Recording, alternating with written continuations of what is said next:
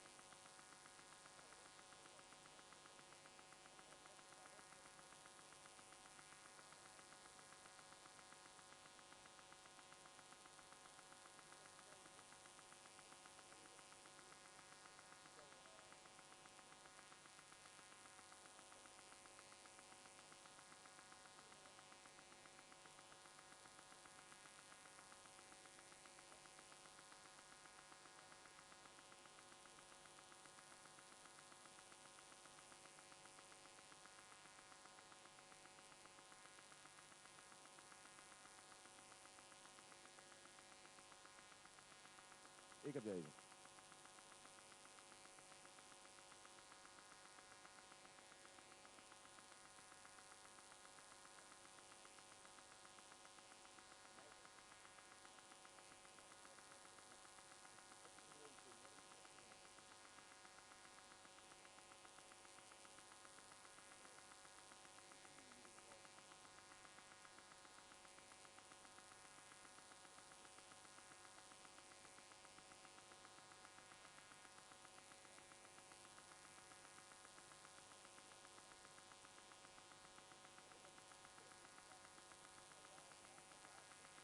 Good afternoon, ladies and gentlemen. Before we start, I have a couple of announcements about changes in the program. Unfortunately, the iPhone talk, which was supposed to be here in this hall at 7 o'clock, has been cancelled. Tonight at 11 o'clock, there will be, again in this same venue, another WikiLeaks panel discussion. And two talks have been switched this afternoon at 4 o'clock. The Tempest for the casual election hacker has moved to this hall. And the relaunch of Bits of Freedom, which is especially interesting for all you Dutch people, please all of you show up, has moved to the two envelopes hall. And we need more volunteers, rather desperately, for heralding, for doing stuff, for everything. If you want to volunteer, if you have a couple of hours or just 1 hour, please go to the volunteer desk at Field J. Really, really do it because we're running out of people. That was the introduction to the side notes. Mr. Roel Verdold, he's working at Radboud University in Nijmegen, the Netherlands. He's been working with a number of other people on the classic MyFair, a RFID chip which is being used for entry in big buildings, but especially for payment transferment systems, as in for public conveyance. It's been hacked left, right, front or center, inside, outside, and he's one of the people who's been doing it, and he's going to tell you something about the biggest mistakes in the classic MyFair. Enjoy the talk.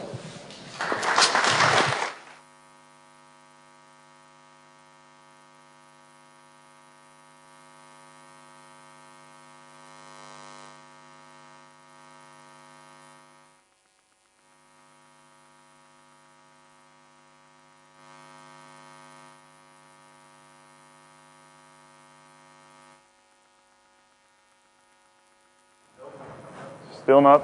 Yes? Okay. Well, thank you for the nice introduction and coming all to listen to my presentation.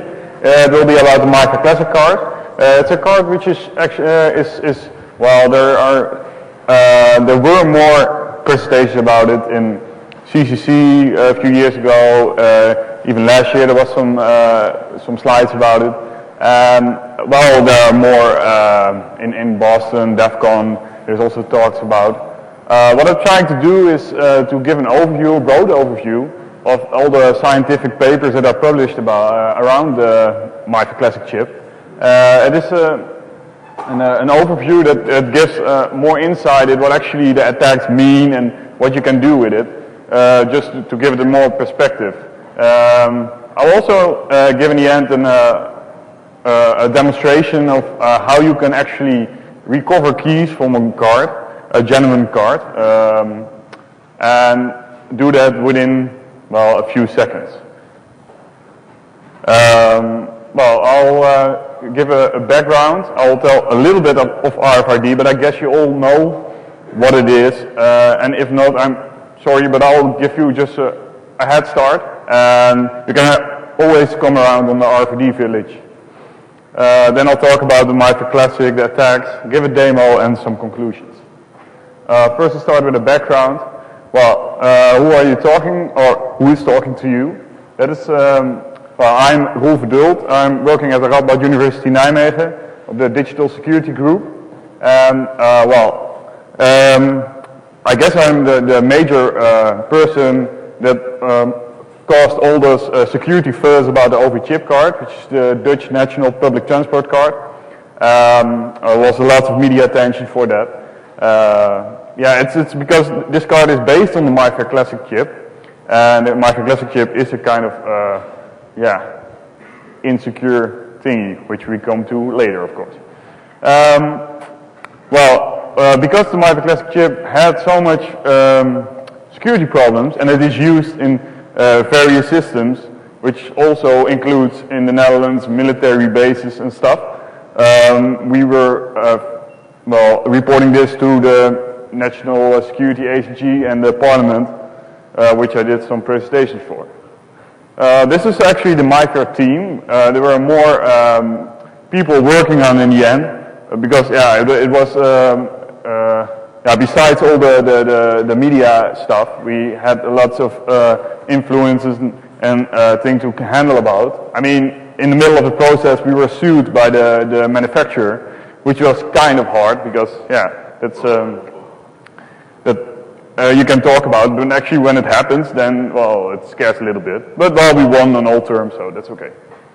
Well, I give an introduction to RFID, and that is, well, let's first start with where is it used in. You know it in all stuff. I mean, car keys, tickets for some soccer game, or, well, the public transport thingy, where we all see so much happening around us.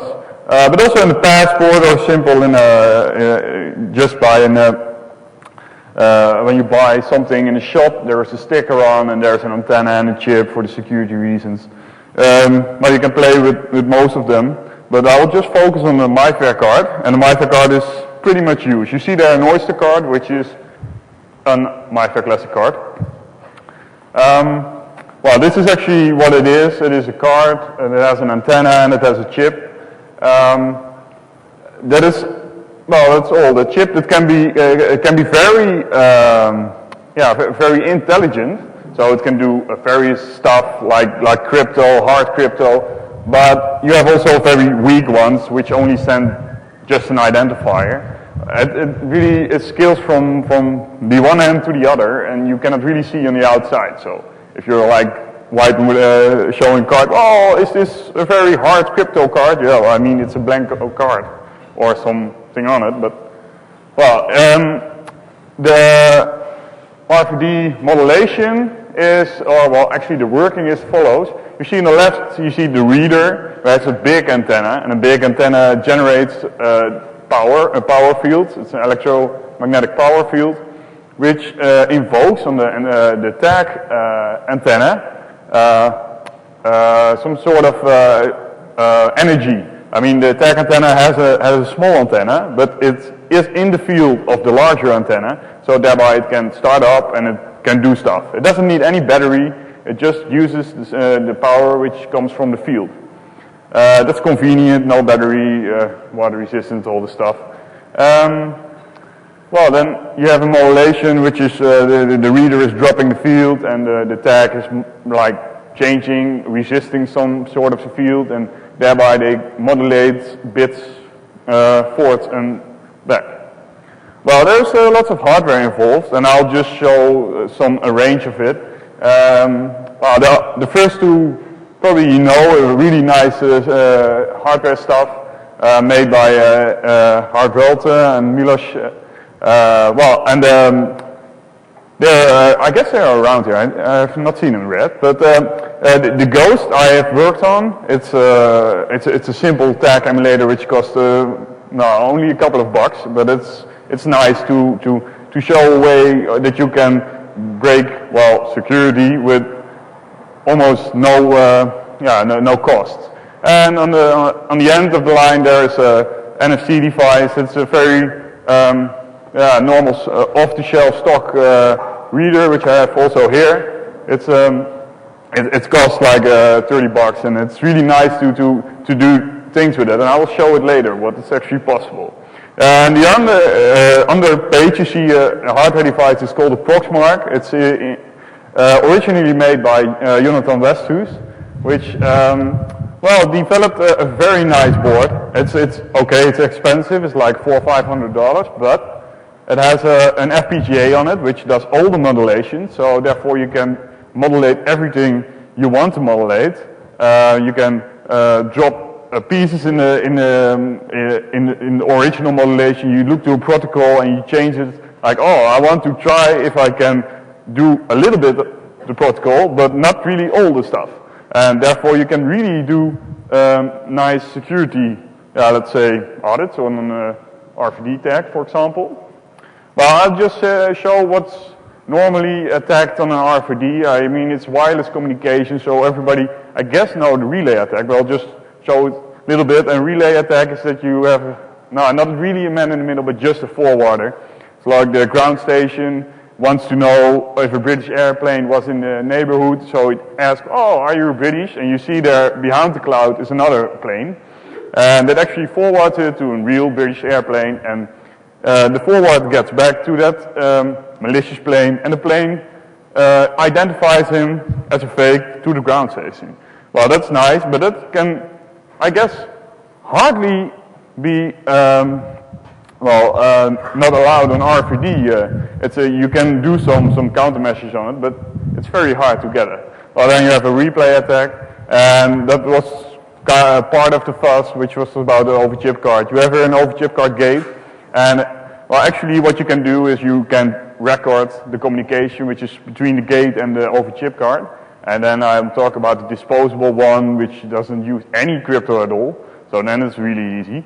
Well, actually what you do is you record the communication and you use a device which replays that communication, and by then the gate will open. Well, that's if you look at it as a security perspective, you like, oh, okay, well, yeah, that's pretty sure. But most common people really start scratching their head if they see like a different device just emulating another device, and then the gate also opens. Whoa! So that really brought some fuss in oh my God. So where are we going? That's a free trip ride. It's very nice. I will start now over the really MyFair Classic. It's a smart card which is very much used. It's sold 1.5 billion times, so if you divide it to all the people, let's say on the world, then I guess 1/5 has one. 200 are actually in use right now, I guess, 200 million. And it has a proprietary stream cipher which is called Crypto 1. The key length is about 48 bits. That's, well, it looks small, but actually you only can talk to it over, yeah, let's say the air, over the R4D channel, and well, then makes it a little bit harder. If you do not know the cipher itself, then you can only, yeah, try to brute force it online, and that's quite hard. There's some piece of memory actually where you can store something and you can wipe it away, and you can, it's just like a very small USB stick, I guess. And then it carries also a unique identifier, which was originally the ID of RFID. You have radio frequency identification, so it's the ID of the of the card, which shows like, oh, I'm this one. And well, they invented like, oh, it's maybe nice to store some memory in it, so you can store more chips or something, or your value amount which you have on your prepaid transport ticketing card. Well, it's nice to see the under square. It's like in their documentation they say field proven. Well, that's quite nice, but let's see what it actually means then. For security at least. What it is a hardware chip, and you have to use the hardware chip. Well, that was originally the case. For that, you needed a reader, and you needed a chip itself. Then you can talk to the chip like, okay, I want to talk to a MyFair card, and then the chip will has 2 pins connected to an antenna, and then it will use the antenna to communicate to a MyFair card, and then it will communicate to the microcontroller or the computer in the back what it has communicated. Well, at least what you wanted to request. You have to give a key, and then it gives you the answer. But the problem is here that you do not know what the chip does. The chip does some fuzzy things over the air in the field, but you only know that it's actually communicating to the card, but you do not know how or where or when. Well, this was it's maybe a fuzzy slide. It shows lots of fields of memory, sectors and blocks. I guess it's a little bit boring to go into this, but it's nice to see that you have like lots of keys on a card. You have not one key, but you have different keys for multiple applications on a card, and then you can say, well, one is a write key, one is a read key, and well, if you configure that a nice way, you could have very interesting applications, which I did not see in the field actually, but it was possible. Then I'll go to what are really the security features? And these are not really all of them, but I guess the most important one. What they claim to be, or what they actually said, like, what is the security here? Now, they have, of course, that fixed unique identifier. I have to say that's a really manufacturer burnt-in identifier, so you cannot really change that. You cannot really change later on in a test stage. Well, at least that's what they say. So, and I was never able to do it, so until now I have some reason to believe it. But then you have a mutual authentication. The thing is there, the reader is identifying, I know the key to communicate, and the tag is identifying back to the reader, oh, but I know also the key. So both identify to each other that they know the key. There are random challenges, like, okay, you have a really, you need some randomness in the in the cipher, which is otherwise you could do the replay attack I showed earlier, and that's that's boring to even have in your product. Now then there is a proprietary non-public algorithm, which is I guess it was non-public, but at the moment it's a little bit different. I'll come to that later. The thing is that you have also encrypted communication, but it's encrypted with a proprietary algorithm which no one should know, and it is embedded in a chip, so you cannot really look at it or even reverse some EEPROM. you really have to look at the hardware side. Well, then there are some other measures to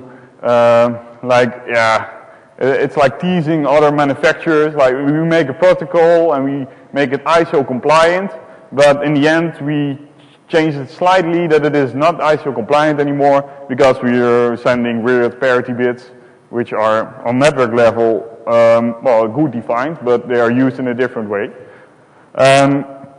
Well, that's the hardware implementation. I noticed that already. And oh yeah, there was one more thing to say.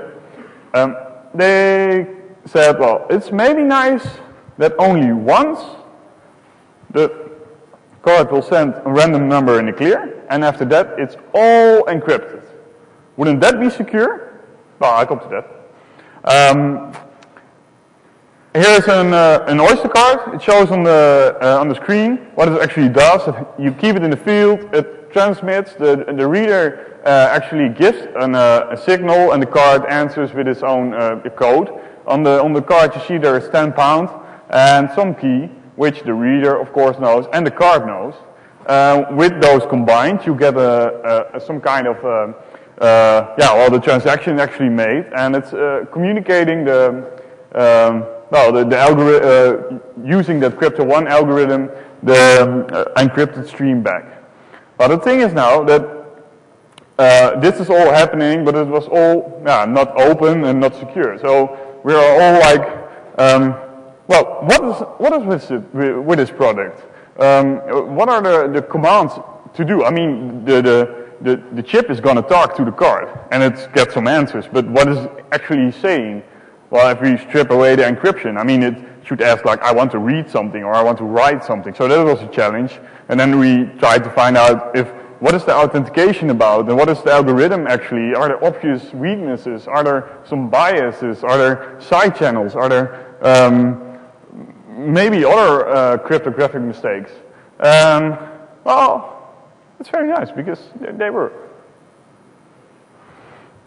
What we started in at our university, we use the Proxmark device I showed earlier.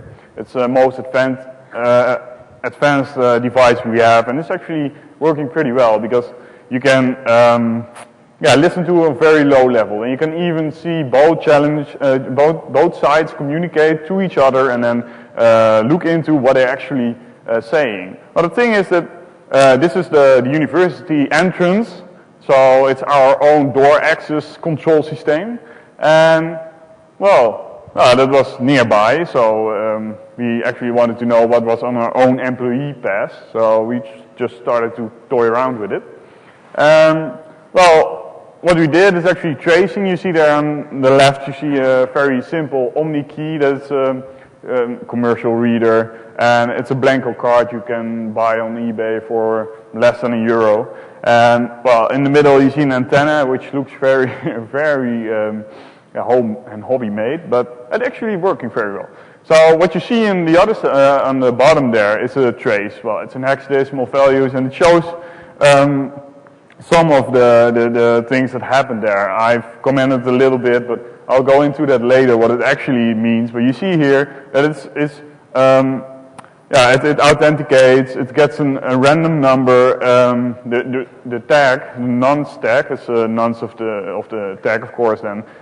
It's a random number from the card to the reader, and then you have the reader, which actually also gives a random and answers to that random from the tag, and then the tag answers again to the back to the reader. But I have something weird here, because if you look at this, you see actually that it is not the nonce reader which is replied.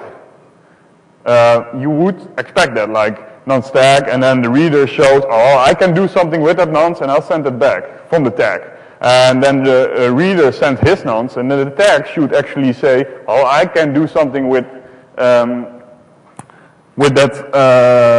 number from the reader. But what it does something with its own number, which is sent earlier. So that's really strange to see in the beginning, but well, they chose for that for some reason, I guess. I don't know, they didn't say why, I guess. What is a mistake we came around? There are so many cards in the field that are using default keys. That's really worse. I mean, there's so many, if you look at these keys and you try them on your card, on all the sectors and blocks you have on your card, then if you have like 90% chance that it will actually hit some block which is, well, using manufacturer keys. Maybe it's not storing really much information, but if you have at least this, then you can do some very interesting attacks, which I show in the end. Well, system integrators just seem to ignore the warnings which are given by the manufacturer even, that they should use these keys. Well, what is wrong with a random number generator? It's shown by Henry Klotz in the CCC presentation that it was only, you could very easy get collisions if you power up, and actually it's only 16-bit entropy, so you have only 65,000 possibilities, and the thing is that it's really easy to get collisions there, and if you even can count on it when it comes back, you can, well, say, oh, I'll wait for a certain time, so, and now I'm back again on the number I want. Well, that was shown there, and that's very nice, but it's a really mistake in their design. What's another mistake is that what they did is, it's actually a malleable cipher. It's maybe, I guess for the crypto guys on the, will understand, but I'll try to explain it a little bit. You have key stream, a one-time pad, which is so the random generator generates a one-time pad, and that's called key stream. Then you have, on the other hand, you have like plain text, and those are XOR together, and then you have ciphertext. The thing is, if you can manipulate the random numbers, and you can reuse key stream, which is possible because the actually plain text is not involved in updating the cipher itself, the pseudo-random generator in this, then you can actually reuse key stream. It's totally independent on the plain text. So, and that's very interesting because a colleague of mine showed it already 2 years ago to me, that he was able to get information from a card because he listened to a transaction to a gate and a card, and then, well, noticed which randoms were used, and then replaying that later on the card and trying to manipulate to get the right random. And when he had it, he can actually query for a different memory block, and then he can read out the card without even knowing the key. Well, that's a pretty much startup, what we had at that moment. Well, it's another mistake is that the initialization of the cipher is kind of weird. They set the key into it, and then they load some information into it, which should be card dependent. You have the UID, which I also already named as the fixed identifier. Then you have the nonce tag, the random of the tag, and the nonce reader. And those are loaded into to the internal state before it starts generating key stream. But it is not loaded into with feedback from the cipher itself, so that the key will already influences what it's going to update. Now it's loading in that's pure, simple, and plain. And that means that you can actually switch with stuff. Like you can change your nonce a little bit. If you're playing the tag, for instance, then you can change your random. You can change the key you are working with, and then it will still work on the cipher. That's what Platz also showed in a CCC presentation, which was, yeah, it's a weird mistake what they made, but they fixed it in a later product, which is, I guess, presented tomorrow in here. The high tag is, I guess, a successor of this one. But well, if we look at the reader side, then there's another mistake. I mean, we came on so many mistakes we couldn't even count. It's like I tried to say here the major ones. The reader does no input validation. It expects that the text gives a random number, but we're able to actually send the random number as we wanted. We wanted, the random number was normally 32 bits, but we were like, oh, if we now just send a random number of 1 bit. And the reader says, well, okay, it's a random number and you have sent it, so that's just what I'm going to work with. So that's a very low entropy for a random number.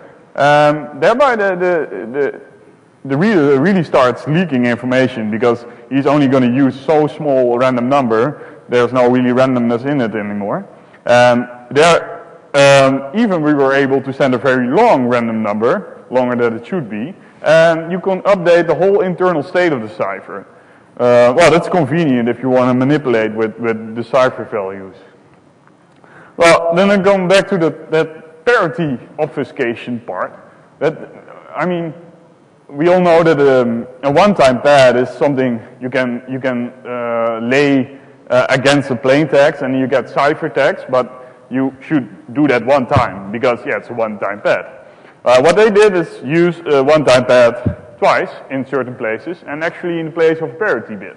They used from the next byte they are going to send, the first bit of that one is encrypted with a keystream bit. But that keystream bit is also used for the parity bit of the byte before that one. That's a little bit strange when I tell it maybe this way, but the picture shows how it goes.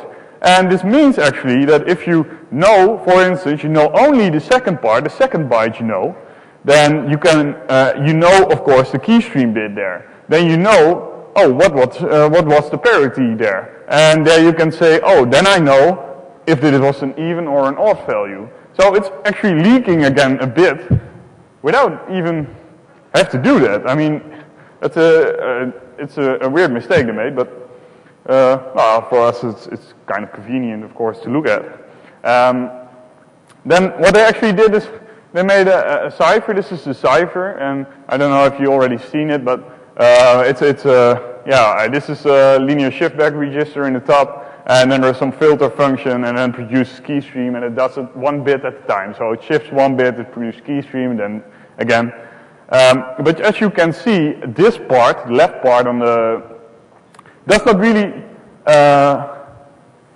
produce keystream. So that means that if you actually have an internal state and you have encrypted data over the air, which is used to update the cipher itself, and that is done during the authentication, you can roll back the linear feedback shift register, because if you shift 1 bit back, you can get the keystream bit out of it, and that's a really problem, because then you can actually, if they only used this bit for the filter function within it, then you could not guess that bit, but they just left it out, and that means you can roll forward and you can roll backward in the cipher, which is kind of weird, because this gives the opportunity when you have a transaction, you can actually roll back to the earliest beginning, and the earliest beginning of the internal state was the key. So, well, what we then did is we looked better at the cipher, and, well, you notice there some very strange thingy. You notice that it is only connected on the odd bits, and that easily gives a divide and conquer attack, because I'll try it explain it a little bit. It's maybe hard to get it at one time, but you can actually, if you have questions, always come later to me. You generate all the only 20 bits are used for the filter function, which is a non-linear function, but only 20 bits are used. They are, let's say you take all possibilities for 20 bits. Then you shift it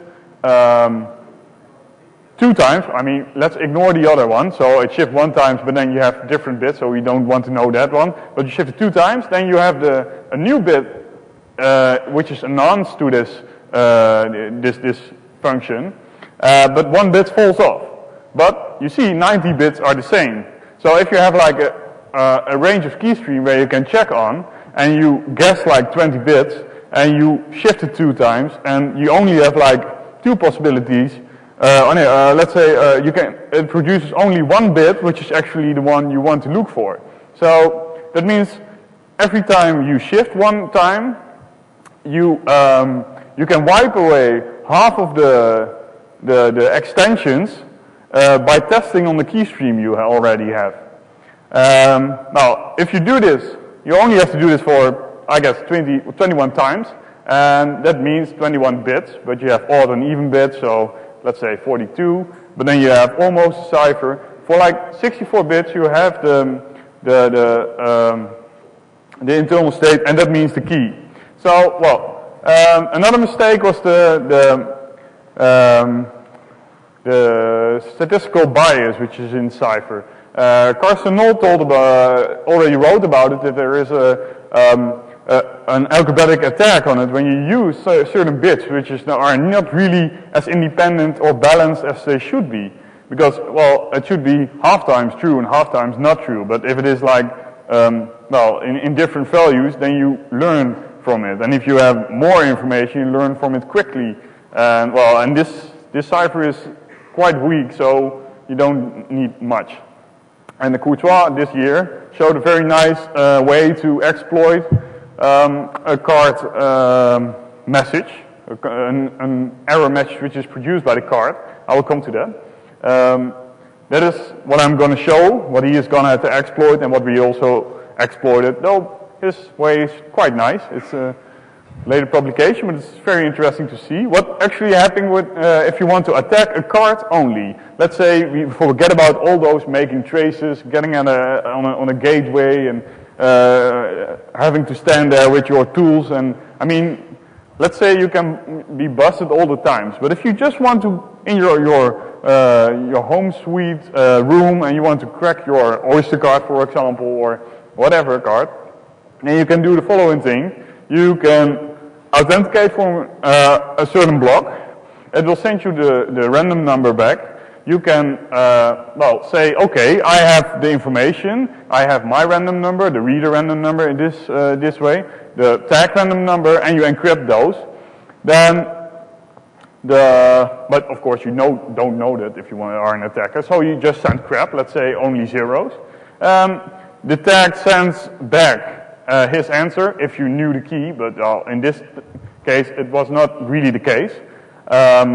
So you have an answer reader and an answer tag. I annotated that for some quite some convenience. What you see if you don't have the key, that answer tag will not be the non-stack 2 prime, double prime. It's because it will only react to you. It will only like identify himself as knowing the key if the reader also knows the key.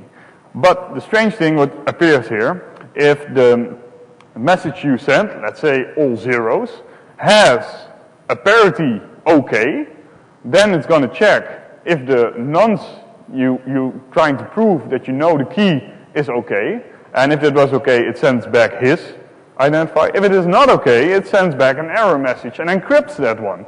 So that's really weird, because you do not know the key, and he says, yeah, you do not know the key, there's an error, but it encrypts that, which you cannot decrypt because you do not know the key.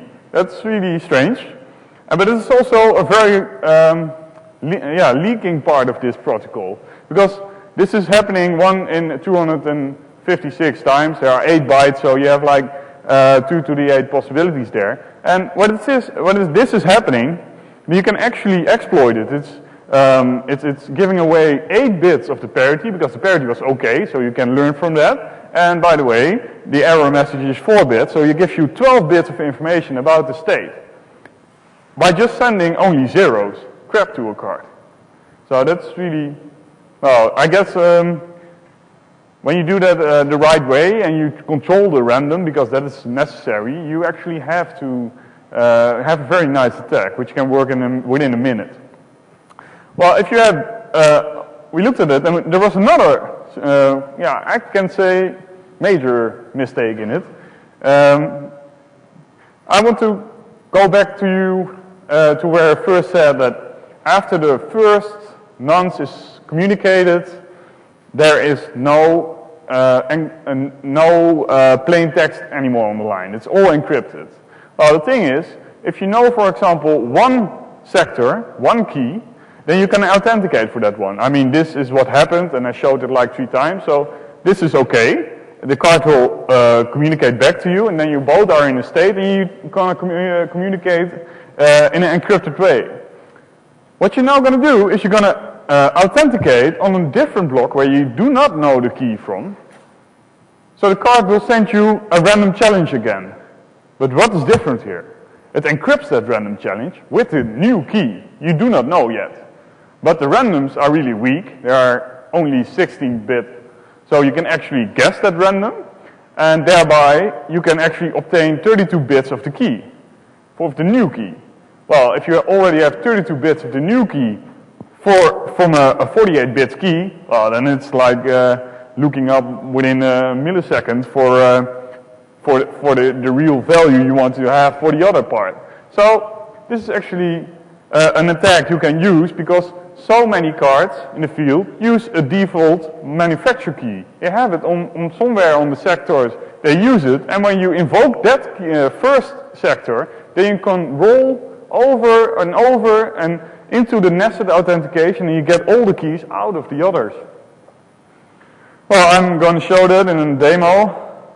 I hope I have time for that because, oh, there is something wrong here that you always see.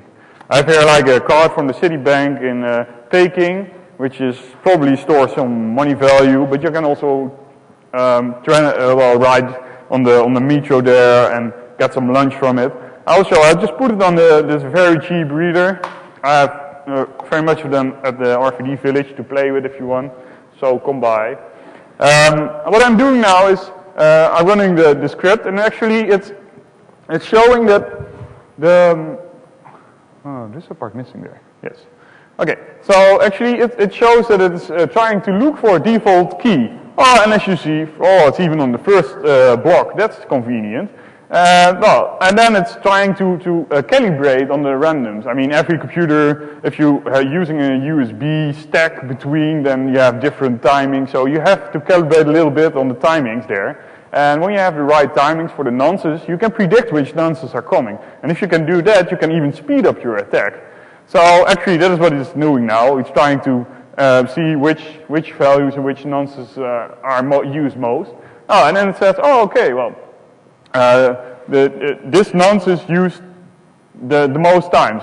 It's going to use that one to attack. And thereby you can look to the screen and actually recovering the keys from the card. And if you look at it this way, then you actually see that it is so easy to break the card. And that's not really what this was meant to be.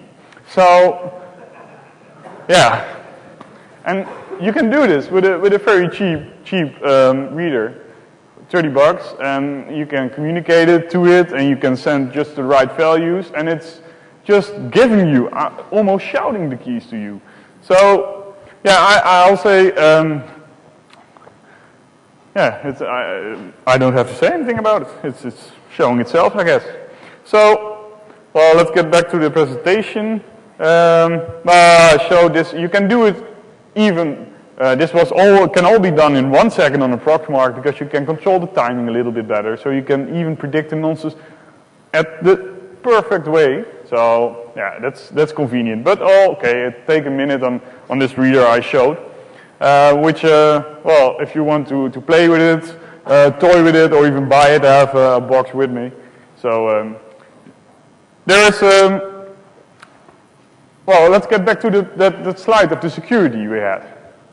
Because if we look at the multi-authentication, that's actually not really a very hard authentication. In the authentication, I did not really go into that, but I can tell you all about it. It is like a random number, and it's reusing that random number, but you can predict the answers from the first random that is sent. So you can actually stripe them out of the authentication, and then you have 64 bits of key stream. So the authentication leaks already the key, because you only need 50 bits to get the key. 50 bits is enough, and you have like 64 bits of key stream. So in one authentication, you know already what the key was. Then the random number challenges. I mean, we've seen it. It is not really a random number if you only have 65,000 possibilities. The proprietary non-public algorithm is quite public now. The guys from Germany did a very nice job to give a head start and I guess we finished it, and it's pretty out of the blue there, so everybody can learn what's actually on with this card and maybe does not make a mistake in the future. Well, the encrypted communication is not really encrypted if you can, of course, know the key already at the end of the authentication, where you there already know the key. Well, then the rest is not encrypted because you can decrypt it on the fly. The obfuscated parity information, well, that's not really a security measure, right? I mean, it's now known how they do it, so you can actually do it yourself. And then we have like a hardware implementation, but that was like maybe 2 years ago. But last year there was a software implementation, and maybe next year there is even a JavaScript implementation. I don't know, but and then the last one, which I said like, oh, let's say, send only one message in the plane, and the rest will be encrypted. Well, when they're using that one, they even make a bigger mistake because they're giving away the key, almost, what they showed with the card here. So, getting back to that fixed unique identifier, that's the only thing that's left. Since there are like 5 different MyFair clones already available in China, Russia, and I guess different countries which I cannot really translate in Google Translate yet, but then there probably will be next year a card where you can set your own UID, and then you have like a very mixed up card where you can do everything with. Well, what's the conclusion? The MyFair Classic actually just broken beyond repair. You've seen this. You can actually see like every attack you can do on a cheap reader. In a few years you can run it on your mobile phone and send it over. And we all remember that security by obscurity is not really the way to work through. I mean, you all know it from the DVD, the Bluetooth, and the key lock thingies, which is the car security stuff. Well, then it's maybe nice to hide your failure if you just don't tell how it works. But that's a question maybe. We do not know, of course, if that is what you want to say there. Well, there is so much NDAs in this chip business and in that RFID business. It's hard to get by documentation. So it's I've started an open source community for a library for this white reader and for this Proxmark, and just trying to get it more in the open, more more actually open discussion about what the security on that RFID field is and what is actually in the field used, because can we trust it? Now, you can come by if you have any questions offline, let's say there are some readers where you can play with what I said, and it's on the end of the camping Z, so I guess on the end of HAR. It's in the forest away camping site, but there was space for us out there. On the internet you can find us on these websites. Yeah, there is nice information if you want to learn more about it. Thank you all.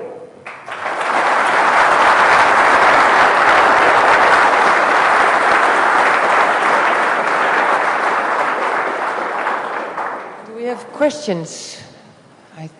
Must be many. Here's one. Okay, so I have 2 questions. The first one, that attack you showed us, it was offline attack. I mean, do you need to sniff communication between RFID reader, official reader with the key and card, or it's pure offline attack? I mean. Sorry, my question is, you shown us one practical attack, and this attack was offline. I mean, do you need a reader with some key or not? No. This is a card-only attack, but that doesn't mean you only need a card, and you need, of course, a reader. But you put the reader down, you lay the card on top of it, you run your tool, and it gets the keys out of it. Yeah, because as I know, home I did one practical attack. I used Proxmark to sniff communication between reader and card, and there is a Crypto 1 implementation. Do you know? Yes. Yeah. So this is a different kind of attack you've shown us. This is Different one, I mean. preferred. Different. Oh, this is different. Oh, actually, no. This is the. No, this is in crypto. There are some implementation. I didn't really look in the latest version, but the guy who wrote this, that software actually implemented the attacks which are written in the scientific papers. And this one we published in May in Oakland in the Security and Privacy Conference. So it is implemented in crypto, I guess. I didn't really look at it, the implementation. But it's not really different from it, but it's a different implementation because it was our own test values, I guess.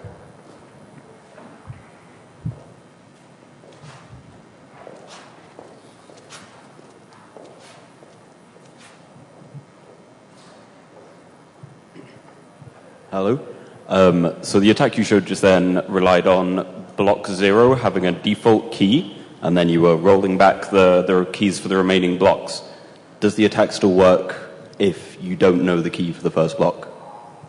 No, that will not work if you do not know the key of a block, not the first block, doesn't matter which block. But what I said, 90% of the cards out there have it, the first block known. If you don't have that one, then you need to do the other attack, which I've shown, that you can just communicate to it and it gets an error message, it leaks 12 bits of information, you have to interfere that like a differential attack. But you can use that the same, and when you actually did it for like 5 minutes or something, then you have one key, and with that one key you can again recover all the keys. We have time for one more question, a brief one. Yay. I was lying. It's one question, but it might not be a brief answer. After the disclosure of all kinds of problems with the MyFair cards, there was a lot of talk in the Tweede Kamer and in the news about the attack. And even TNO became involved, and they tried to test it and God knows what. But how would you describe your experience with, well, basically the government and security professionals paid to test this, in trying to understand what was wrong and how to fix it? Was there a lot of denial, or was it really, oh yeah, you're right, and we're going to do something about this? Did they catch on really quickly, or did you really have to say, hey, this is really a problem, you might want to look at it? Well, it's quite interesting that I guess if everybody heard the question he said? Okay. Well, I was really surprised that I've talked to the government and thereby even to the Secret Service, and they really surprised me because I was like trying to explain what we attacking here and what the vulnerabilities were, and I was every time I was halfway in my sentence, they filled it out for me, and it was like, oh my God, you're reading my mind or something. But they really they impressed me how good they knew about cryptos and attacks there. So, but they actually didn't do it on this card. So, but they really were interested to know what was wrong there. And yeah, that was good. And they made nice decisions after that because they already started to replace all that is used in the government. Well, there are different parts and different parts in the government where they use for like public transport ministry, where they try to set an over chip card on the ground. Well, there are other money issues involved and less security problems, so they say, well, I'll just keep it this way. And well, actually, when I try to explain the manufacturer in the start, I only get to talk with maybe the higher level, which has the most access to documents and stuff, and they knew about how it worked, but they actually did not understand what I'm trying to explain. So it was their product, but I was like, yeah, it's broken there and there. And I had to do that for like a few times before they actually got it. Though they have actually crypto guys working there, but they were not really allowed to look at this because, yeah, if they looked at it, they also shoot like holes in it immediately, and that is what actually not really was their business case. So, okay, thank you.